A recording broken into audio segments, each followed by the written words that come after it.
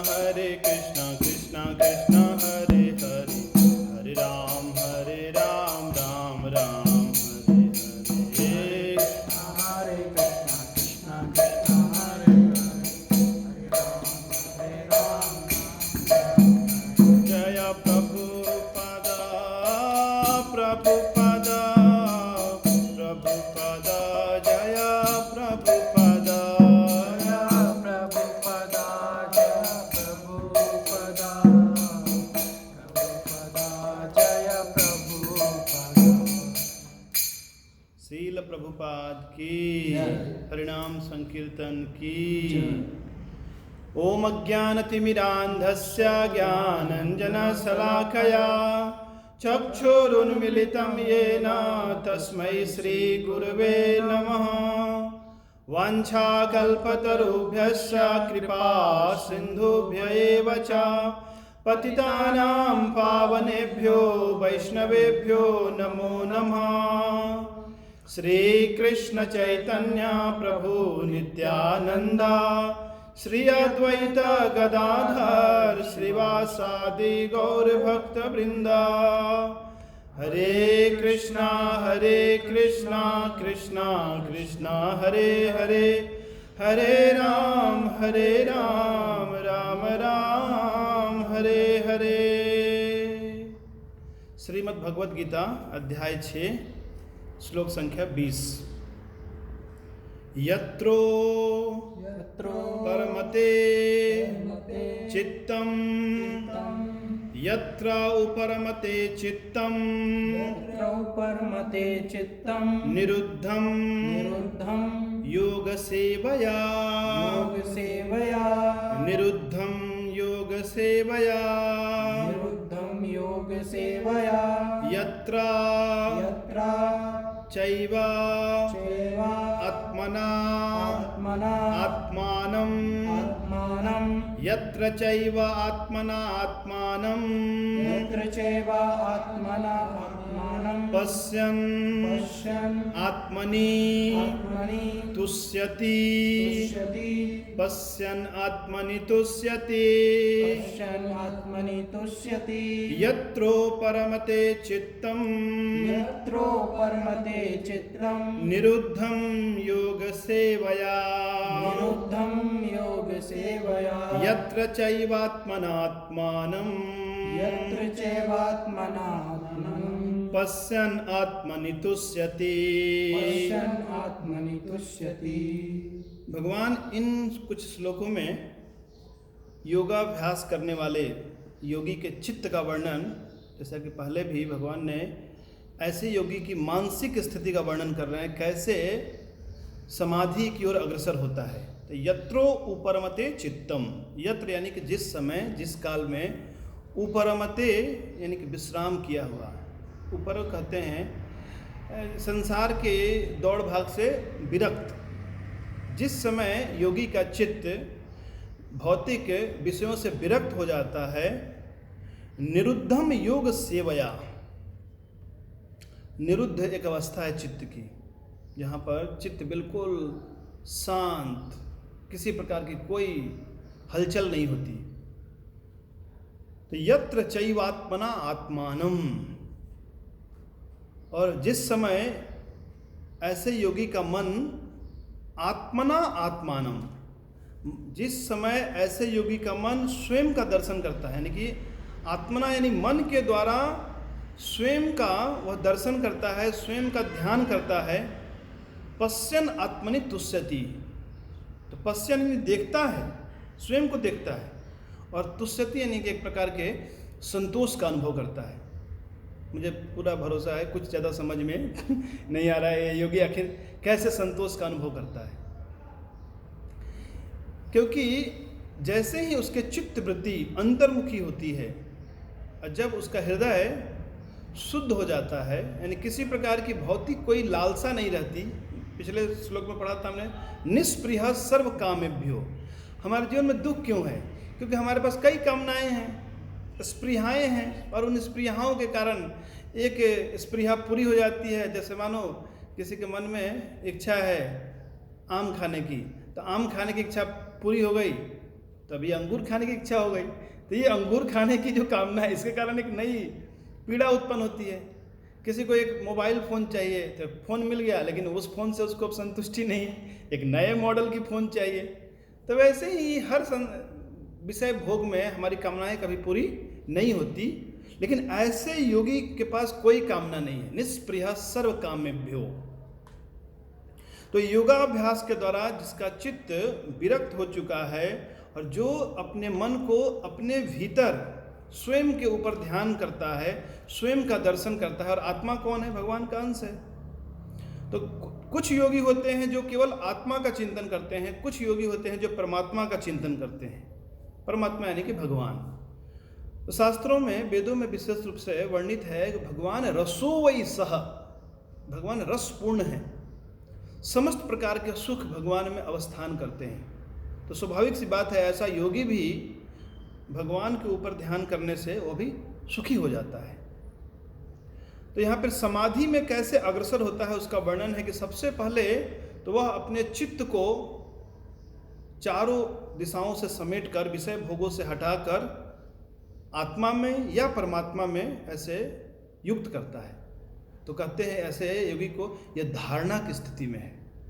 लेकिन जब पूरी तरह से वो अपने चित्त को विषयों से हटाकर एकाग्र की अवस्था, यानी कि अब उसके हृदय में किसी प्रकार की हलचल नहीं है, बहुत दीर्घ काल तक अपने मन को आत्मा में या परमात्मा में टिका देता है, तो कहते हैं ये धारणा की स्थिति से ऊपर ध्यान की स्थिति में है। और ऐसे ही और दीर्घ काल तक अभ्यास करने से धारणा ध्यान फिर समाधि की अवस्था प्राप्त करता है वो, और समाधि की अवस्था को पाकर उसका चित्त बिल्कुल एकाग्र हो जाता है। तो ध्येय के विषय में तीन चीज़ें हैं। एक है ध्यान करने वाला, उसे कहते हैं ध्याता, और जिसका ध्यान किया जाता है उसे कहते हैं ध्येय, और जिस विधि से करते हैं उसे कहते हैं ध्यान। तो ध्याता, ध्यान और ध्येय। तो हम ध्यान कैसे करते हैं? मन से करते हैं। जैसे कोई देख रहा हो तो कहते हैं ध्यान से देखो, यानी कि आंखों से तो देख रहा है, साथ ही साथ वो मन को भी उसमें जोड़ कर रखे, मन से किसी अन्य जगह का चिंतन न करे। तो जब आत्मा परमात्मा का ध्यान करती है तो मन एक माध्यम बनता है, और यदि कोई व्यक्ति मन से आत्मा का ध्यान करता है तो फिर चेतना माध्यम बनती है। तो दोनों ही अवस्थाओं में जब चाहे उसका चित्त या उसका मन पूर्णतः एकाग्र हो जाता है और बाहर की दुनिया को एक प्रकार से भूल जाता है, तो कहते हैं वह व्यक्ति समाधि में स्थित है। और ऐसी स्थिति में भी ऐसा योगी एक प्रकार के अक्षय सुख का अनुभव करता है। हमने पहले देखा है अक्षय सुखम, सुखम अक्षयम अश्नुते। 5वें अध्याय के 18वें श्लोक में हमने पढ़ा था, बाह्य स्पर्शेषु असक्तात्मा बिंदय आत्मनि यत् सुखम ब्रह्म जोग युक्तात्मा सुखम अक्षयम अश्नुते। ऐसे अक्षय सुख का अनुभव करने से व्यक्ति बाहरी जो आकर्षण है उससे वो मुक्त हो जाता है। तो इसी के कंटिन्यूएशन में भगवान अगले श्लोक में बताते हैं, अगला श्लोक मेरे पीछे दोहराइए। सुखम आत्यंतिकम यत्तद् बुद्धि ग्राह्यम अतीन्द्रियम सुखम आत्यंतिकम यत्तद् बुद्धि ग्राह्यम अतीन्द्रियम वेत्ति यत्र न चैवायम् स्थितश्चलति तत्वता सुखम आत्यंतिकम यत्तद् बुद्धि ग्राह्यम अतीन्द्रियम वेत्ति यत्र न चैवायम् स्थितश्चलति तत्वता। तो ऐसा योगी अपने आप में एक प्रकार के संतोष का अनुभव करता है, पीछे हम देख चुके हैं। और आगे उसकी और कैसी भावना होती है, क्या फीलिंग होती है, इसके बारे में भगवान इस 21वें श्लोक में बता रहे हैं। सुखम आत्यंतिकम यत्तद्, एक आत्यंतिक सुख की अनुभूति करता है। आत्यंतिक सुख क्या है? अल्टीमेट हैप्पीनेस, यानी ऐसा सुख जो इस संसार में उपलब्ध नहीं है। संसार में एक है राजसिक सुख, राजसिक सुख यानी कि इंद्रिय सुख, गुलाब जामुन खाने का सुख, या कोई प्रिय व्यक्ति का पास में होने से एक सुख की अनुभूति होती है, या कोई भी विषय भोग करने से एक सुख की प्राप्ति होती है। और एक है तामसिक सुख। तामसिक सुख क्या है? निद्रा और आलस्य और प्रमाद। जितने नशा करने वाले हैं वे भी एक प्रकार के सुख का अनुभव करते हैं। उनका सुख कैसा है? तामसिक सुख है। लेकिन यहाँ भगवान जिस सुख की बात करते हैं यह सुख ऐसा नहीं है, आत्यंतिक सुख है। सुखम आत्यंतिकम यत्तद, यानी जिस समय योगी ऐसे अल्टीमेट हैप्पीनेस का एक्सपीरियंस करता है तो कोई सोच सकता है नहीं नहीं ये तो काल्पनिक बातें हैं, इसको ऐसा कोई सुख होता नहीं है। भगवान कहते हैं बुद्धि ग्राह्यम अतीन्द्रियम, ऐसा सुख का अनुभव बुद्धि के द्वारा यानी कि जागृत अवस्था में होश पूर्वक किया जाता है। और ऐसे उदाहरण कई उपस्थित हैं जब महान सम्राटों ने हर प्रकार के भौतिक सुखों को छोड़कर ऐसे आत्यंतिक सुख की अनुभूति की उन्होंने, यानी उन्होंने महसूस किया। ऐसा नहीं है काल्पनिक सुख है, लेकिन हाँ ये अति इंद्रिया, ये इंद्रियों से परे सुख है ये। तो सुखम आत्यंतिकम यत्तद बुद्धि ग्राह्यम अतीन्द्रियम वेति यत्र न चैवायम। वेति यानी कि जानना, अनुभव करना, यानी ऐसे सुख का अनुभव करने के बाद स्थितस चलती तत्वतः, ऐसा योगी अपने स्वरूप से, अपनी स्थिति से, अपने आत्म स्वरूप से विचलित नहीं होता, क्योंकि वो डूबा रहता है। जैसे मानो कोई एक चींटी है तो एक शक्कर का दाना पकड़े हुई है और आप उसको शक्कर के दाना को छुड़ाओ, वो बार बार पकड़ लेगी उसको क्योंकि उसमें रस मिल रहा है। वैसे ही कभी कभी किसी व्यक्ति की पिटाई की जाती है, वो किसी से प्रेम करता है तो पिटाई की जाती है फिर भी नहीं छोड़ता है कोई ऐसा पिक्चर भी है जिसमें बहुत पिटाई होती है प्रेम करने वाले की, फिर भी वो लोग एक दूसरे से प्रेम करते हैं क्योंकि उनको एक सुख मिलता है। हालांकि ये आत्यंतिक सुख नहीं है, ये संसारिक सुख है। तो संसारिक सुख में भी देखा जाता है कि व्यक्ति अलग नहीं होना चाहता है। तो फिर ऐसा योगी जो पूर्णतया एक प्रकार से स्वतंत्र होकर कि बिना किसी राजसिक और तामसिक विषयों के ऊपर अवलंबन लिए अंदर ही अंदर एक सुख का अनुभव करता है, वो कैसे विचलित हो सकता है? वो विचलित नहीं होता। तो फिर ऐसे सुख की परिभाषा और ऐसे सुख की क्या वास्तविक स्थिति है भगवान अगले श्लोक में वर्णन करते हैं।